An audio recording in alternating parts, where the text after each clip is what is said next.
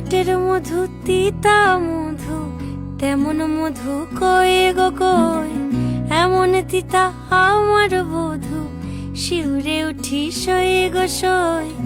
আনবাড়ি যায় আমায় ফেলে, বাদল মেঘের ডাকে, একবারও সে ভাবে না গো রায় কি করে থাকে।